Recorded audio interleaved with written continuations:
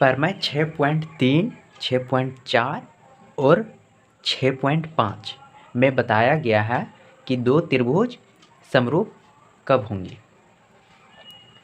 प्रमेय 6.3 में लिखा हुआ है, यदि दो त्रिभुज में संगत कोण बराबर हो तो उनकी संगत भुजाएं एक ही अनुपात में समानुपाती होती हैं और इसलिए ये त्रिभुज समरूप होते हैं।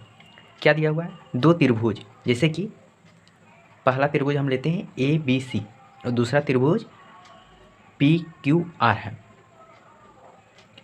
और यदि इन दोनों त्रिभुजों में संगत कोण बराबर हो, यानी कि यदि त्रिभुज ABC का कोण A त्रिभुज PQR का कोण P के बराबर है और इसी प्रकार कोण B कोण Q के बराबर हो तथा कोण C कोण R के बराबर हो, तब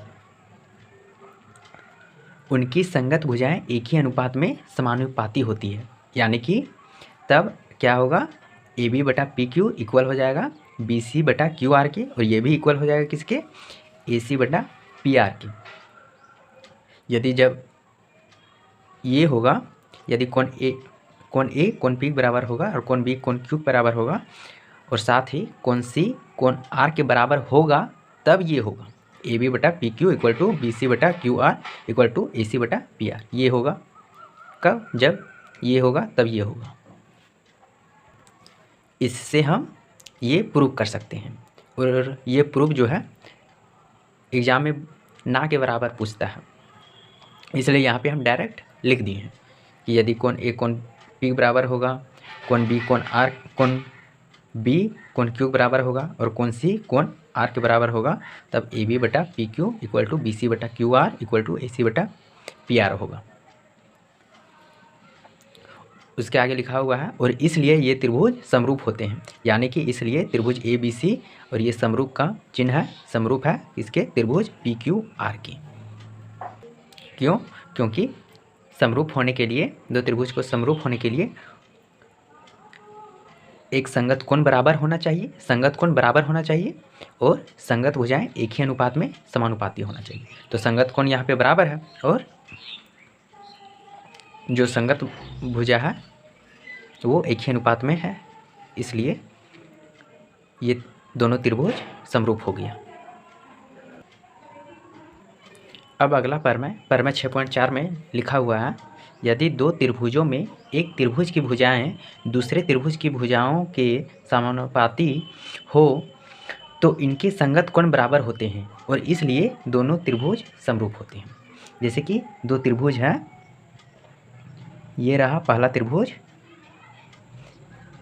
ABC और ये रहा दूसरा त्रिभुज PQR। यदि इन दोनों त्रिभुज में AB बटा PQ इक्वल टू BC बटा QR इक्वल टू AC बटा PR रहेगा, तब हम कह सकते हैं कि कोण A कोण P बराबर है, कोण B कोण Q बराबर है और कोण C कोण R के बराबर है। प्रमेय 6.3 का ये उल्टा है, उसमें कोण दिया हुआ था और हम लोग ये ले आए और इसमें ये दिया हुआ है और इससे हम ये ला सकते हैं। ये भी एग्ज़ाम में बहुत कम पूछता है, इसको सिद्ध करने के लिए कि इससे ये लाना है, इसलिए यहाँ पे हम डायरेक्ट लिख दे रहे हैं कि जब ये रहेगा तब ये आ जाएगा, और इसलिए ये दोनों त्रिभुज जो है समानुपाती, ये दोनों त्रिभुज समरूप हो जाएगा। यहाँ पर जो दोनों त्रिभुज समरूप हो रहा है वो किसके आधार पर समरूप हो रहा है, वह SSS समरूपता के आधार पर ये दोनों त्रिभुज समरूप हो रहा है। और इससे पहले जो कि प्रमेय 6.3 में था, यहाँ पे ये दोनों त्रिभुज किसके आधार पर समरूप हो रहा था, यहाँ पे एंगल के आधार पर ये दोनों त्रिभुज समरूप हो रहा था।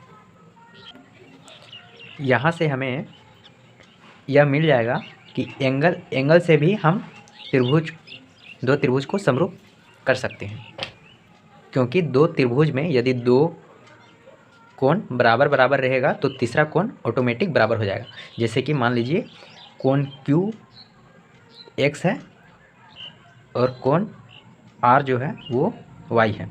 इसी प्रकार इस त्रिभुज का दो कोण इस त्रिभुज के दो कोण के बराबर है, यानी कि यहाँ पर कोण B भी x है और कोण C y है। तब ये कोण P कोण A के बराबर हो जाएगा। क्यों? क्योंकि हम जानते हैं कि त्रिभुज के तीनों कोणों का योग 180 डिग्री होता है और यहाँ से अगर हम कोण P निकालेंगे कोण P तो वह कितना निकल के आएगा 180 degree minus x plus y आएगा। इसी प्रकार या हम कोण A निकालेंगे तो वो भी 180 degree minus x plus y आएगा। यहाँ पे आप देख सकते हैं कि कोण P और कोण A दोनों का मान एक ही आ रहा है। इसलिए हम कह सकते हैं कि यदि